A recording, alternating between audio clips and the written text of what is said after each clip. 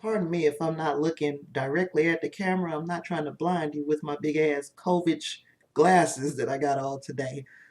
So bear with me. So I've been combing through the comments on yesterday's Not a Recap, and there is a recurring theme. We are really conversing about one thing, one entity, quite a bit in this episode or from this episode, and that is Carl. We all have our ideas of who Carl is, what he might be. And I'm pretty sure we'll find out this week, Thursday, when we watch Terra Firma Part 2, exactly what Carl is. We'll probably see him conversing with Burnham outside of that door that separates Burnham and Carl from Giorgio in the mirror universe. With everybody talking about Carl, I thought we play my favorite game, which is speculate. And we can speculate on exactly what we think Carl is. So if you'd like to hear some of the top theories of what or who Carl is, just keep watching.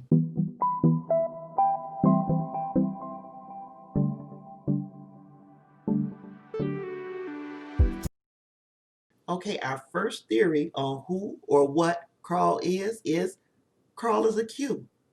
I mean, he did just show up in the blink of an eye in the middle of nowhere where nobody was expecting him.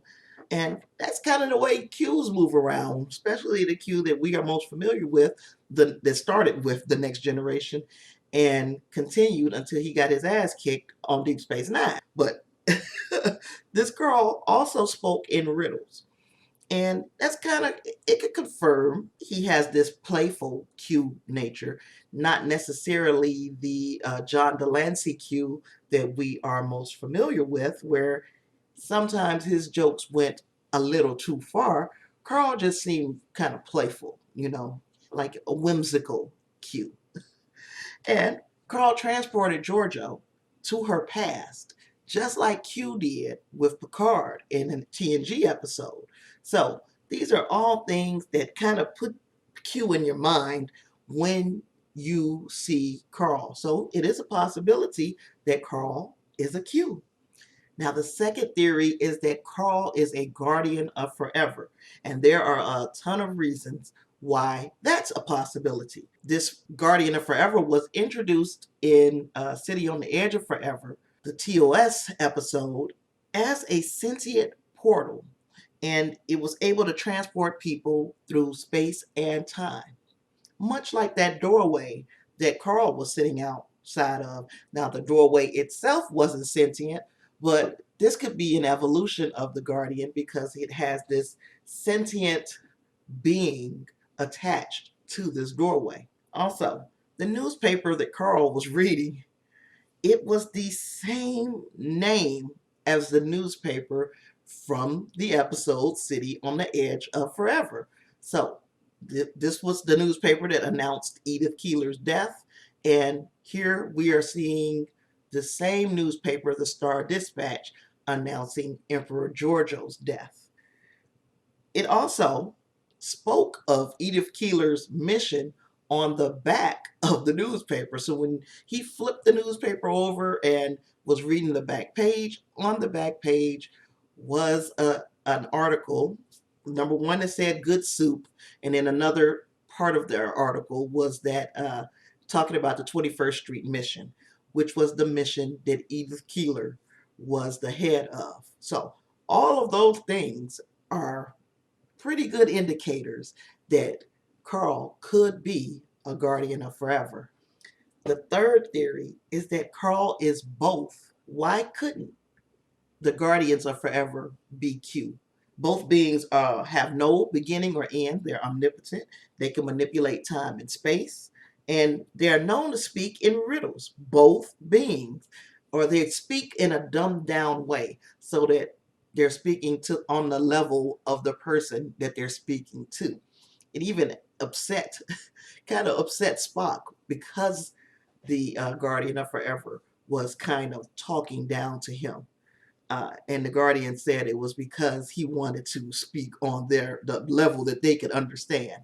So all of these are ways that indicate that the Guardians of Forever are also Q. He could possibly be a Q who tasked himself with watching this door or being a Guardian of Forever.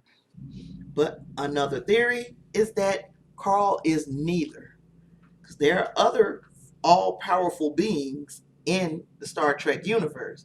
Doesn't always have to be Q, and it doesn't always have to be, well, Guardian of Forever. I think we haven't talked about them in literally decades. But now they have become a part of the conversation. But it doesn't necessarily mean that these are the only two beings that had the power to transport Giorgio back to the Terran universe. Remember Nagellum from TNG, when he kind of toyed around with the Enterprise, pulled it back and forth through this void in space. He was pretty powerful and pretty curious.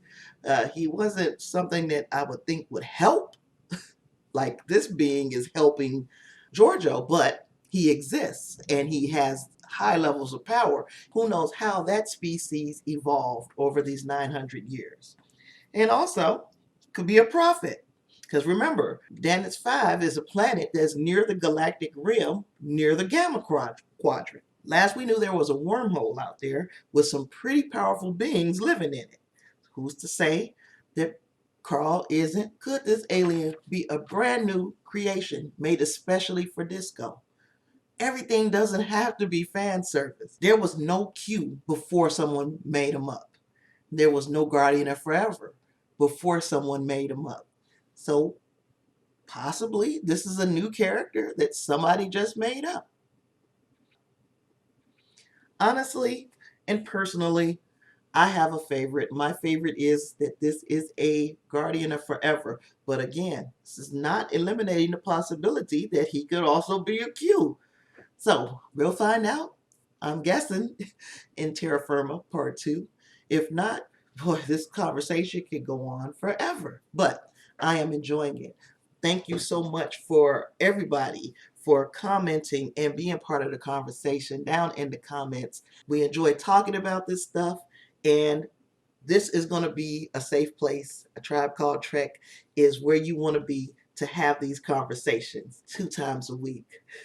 One of those times is a recap on Fridays of Thursday's episode of Star Trek Discovery. So if you are not yet a member of A Tribe Called Trek, what you waiting on?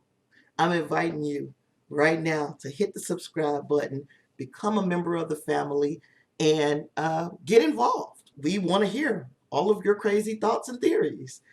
And other than that, I've got really nothing else. We'll be talking again, possibly before Terra Firma Part 2. So we shall see.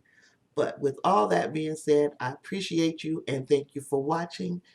Let's hear it in the comments. And I still want all of you to live long and prosper. Peace.